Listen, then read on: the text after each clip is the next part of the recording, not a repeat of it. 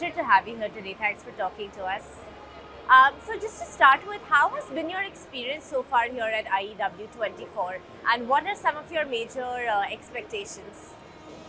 Thank you very much. Uh, this Indian Energy Week, this is second edition, and this kind of platform gives us to interact with lot of domestic and international players, wherein we can exchange our ideas, we can do networking. It provides us to exchange lot of technologies, provide us to meet various international players in uh, gas gas value chain, and provides lot of way forward. Uh, what are the things happening in energy transitions? So it's a good platform. Fantastic. What are your major expectations from being here at the event? Major expectations is that when we meet people, we actually are able to share our various things we have done in this space. We share what we are doing best in the industry, like one of the session we had on ship to ship transfer. How can we minimize the cost of bringing the LNG from say United States to India, and how can we save on in terms of carbon emissions. So what we are doing in this space, we are able to share. What others are doing, we are able to capture out of it. So there are a lot of things which we could do, and we expect continue to do in such kind of forms. Yes, fantastic. So, sir, given India's overall goals and initiatives towards energy transition, how is GAIL really stepping in and assisting in this process of transition? GAIL primarily is a natural gas transmission company, and we have at the moment almost 16,000 kilometers of long cross-country pipelines.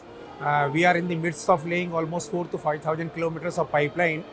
So our primary focus is to make India as a gas-based economy, but nevertheless we are conscious of the fact that energy transition is taking place, and in order to make us future ready, we are working on various options like hydrogen. We are putting a 10 megawatt PEM technology based plant at our Vijaypur unit, which is going to be commissioned soon. At the same time, we are also working for renewable energy. We are already there, maybe in a very smaller way. In renewable energy, we have almost 130 megawatt of footprints. We are evaluating various opportunities. We are also working in coal CBG. We have been putting one plant at Ranchi. We are putting another plant at Bangalore. We are working for putting various plants through our JV and subsidiaries, so that this is one of the area where we can work. And since India being largely dependent on the imported LNG, so this will significantly help us to reduce in terms of not only foreign exchange, but CBG being less will help in reducing carbon footprints. So we are also working for putting ethanol based plant. So we are making ourselves ready for future energy transitions which is going to happen. And what are some of the macro trends that you're observing in the Indian gas and LNG space? What are some of the biggest trends that you're observing in the Indian gas and LNG space? What are some of the biggest trends that you're observing in the Indian gas and LNG space?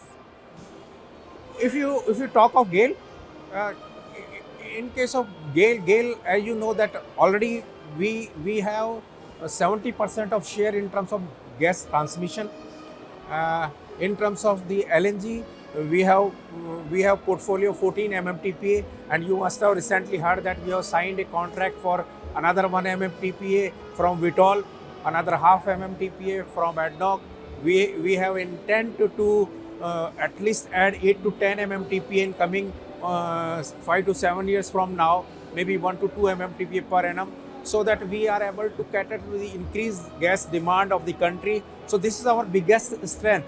At the same time, we are there to take out the various rich hydrocarbons available in the gas. So we are also working. We already have a plant, gas-based petrochemical plant at Pata, and currently we are in the process of putting one more petrochemical plant the PDH-PP plant, propane dehydrogenation technology based plant at Usar.